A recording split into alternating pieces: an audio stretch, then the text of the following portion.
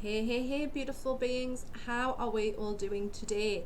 The day after the winter solstice. So I don't know about you, but yesterday I spent some time meditating with my feet flat on the earth at around 10 o'clock, which was 7:30 over in Uluru.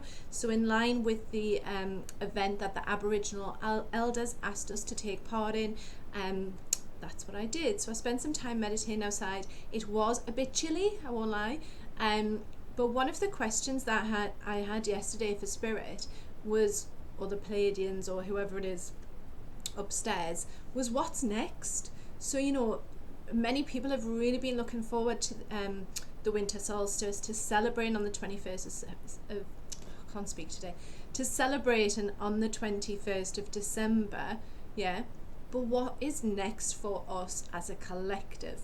So I'm going to share with you some of the channeling that came through yesterday, and a little bit about what they said about the winter solstice. But yeah, definitely, like, what's coming next? It feels for me as if it's like a beginning and it's the start. So if you don't already have spiritual practices in place, it feels like this is the week to begin to start doing it. And also making sure that you're spending time with yourself, meditating, channeling, and paying attention to any downloads that are coming in. So if you're having any ideas about what it is that you want to do next year, where you want to be, this is the time to pay attention to those ideas. Okay. So yeah, I will read you what the Pleiadians came up with, and then I'll ask if there's anything else that they want me to share with you today. Okay. So obviously this was yesterday, and it said, "Our greetings, dear one. An auspicious day today, one that has been spoken of for centuries. We all knew this day would come, and there would be I can't even read my writing. There would be a marked shift in the consciousness. Many of you have heard the call and will be meditating through the day, holding events and raising your vibration, for which we thank you. We could not have got to this space without all the work you have been doing, for which again we thank you." So then I said, "What's next?" He said, "Ah yes, a big question, and you always would like to know." So I said, "What is next?" And they said, "For some this will bring peace and love and hope, a continuation of planting seeds and finding solutions to a new way of living. You now recognize that many corporations do not have your best interests at heart, so how can you work together to co-create the society that you would like to live in? How can you become less dependent on a broken and outdated system which only operates to serve those who care not for others? There will be more crumblings, Lindsay, as you have seen. People will begin to build from the ground up again, like in Roman times. There will be no need for high-rise towers or flats. People squished together like sardines with no air or light or gardens. There will be two options. One, to leave them as is for monuments, or two, to bring them down and start from scratch. For this, there needs to be a number of people working together." So we have the visionaries. So what is our new way of life? What does it look like? Okay. Then you have the builders. So they have the ability to craft and build and gather the materials necessary. The architects, to draw and design. The creatives, to get crafty and create. And the healers. So they're working on those who need it. There will be such a variety of people, Lindsay, that are needed, and as we told you before, there will be no need for accountants or lawyers or judges. Decisions will be made amongst the people and elders of the community. Part of this shift will be made for you as the old continues to tighten its grip and attempt to restrict people from doing certain things, and the other part will come from your knowing that this is something that needs to be done. We will, of course, continue to work with you and co-create. The land will become free to many as time goes by and people will move. We would never leave humanity without the resources needed to help themselves, as we truly want to see you all prosper and live the lives you were meant to, as originally planned eons ago, before the reptilians and others came to Earth. There has been a deep cleansing of the Earth, and now we must continue to restore Mother Earth to her full glory once again. We know there are many of you ready to do this, and when the time is right you will know.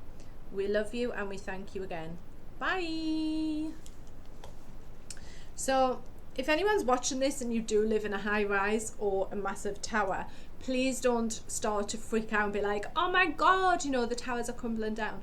It's not that. It's more about the fact that there'll be opportunities, shall we say, for people to leave those spaces that aren't conducive to their living. Okay, that's the feeling that I get. And in terms of like lawyers and accountants, etc., again, it's like everything that has been put in place for years, is all going to come crashing down. So if you're watching this and you're a lawyer or you're an accountant, then I would recommend maybe sort of doing some retraining in something else, because the old way of life, the judgment, the court system, none of that works, or none of it has been working. You know, people have said for years, you know, when someone's been sentenced, it's like, well, how's that long enough? Do you know what I mean? And then there's been other people who've been in prison for not actually doing what they were meant to do, or, you know, so like literally everything will start to crumble if it hasn't already. Okay, so like I said, if you do live in a high rise, you know, please don't freak out.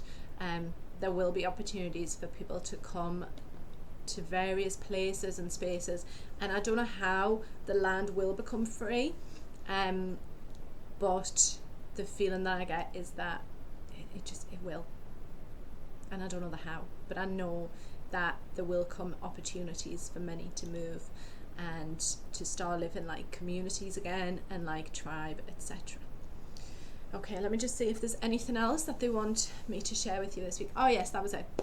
So this came up yesterday when I was running the winter solstice event. So something that came up was around, obviously, Boris's announcement last week around families only being able to see each other on Christmas Day.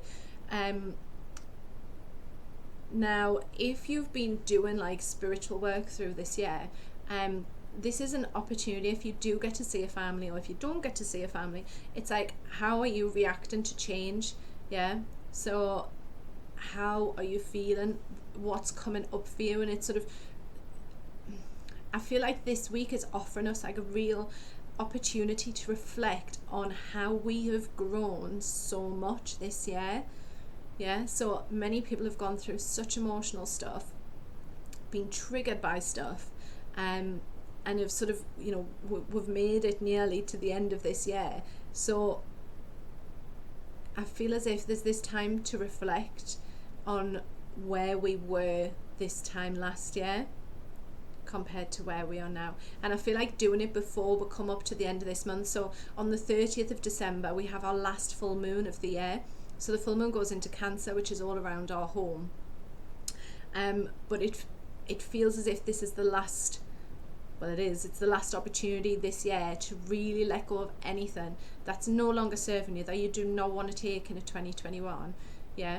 Any papers you've got, anything that you have been like hoarding or holding on to, just in case or because of whatever, this is your opportunity to now be like, you know what, I know I don't need this for next year.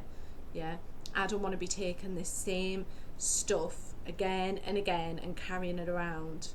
It's like they're showing me, like, it's a bit like, you know, Father Christmas with a sack, and it's like you put one bit of baggage in and then another and another, and it's like, oh, this is really heavy. Do you know what I mean? You don't want to be carrying that into 2021. You want to be going into 2021 as sort of light as you can be, without baggage, without toxic relationships, without, you know, you just want to be going in as you, basically. That's the feeling that I get. You want to be going in as you. So I will leave that message with you, and I will be back after the Christmas with some more messages if nothing comes up before that. If you would like to access the winter solstice event, that will become available shortly. If you want to just drop me an email, so nrghealingyoke@gmail.com, and let me know if you're interested, and I can ping out the sound healing, the information on the conjunct and the light language meditation as well. So It was either it's 11/11 if financially you're struggling, 21/21 if not, and 32/32 if you're feeling abundant. And 10% of all the proceeds are going to IDAS, and then the rest of the money is being split between myself, Rachel, and Christian, who did the healing work for us as well. So, sending you all many, many massive Merry Christmas wishes. And no matter how you're spending your Christmas this year, you know, make it yours. Do what you can. Do what you enjoy. You know, I've spent a couple of Christmases by myself through choice, and and they weren't as bad as you think they're going to be. You know, pajamas, movies, popcorn. That's it. So yeah, if you don't get to see your loved ones, then, you know, sending you many, many love, many, many hugs, compassion, because I know for some it will feel difficult. Okay guys, I will see you after Christmas. Have a great day. Namaste.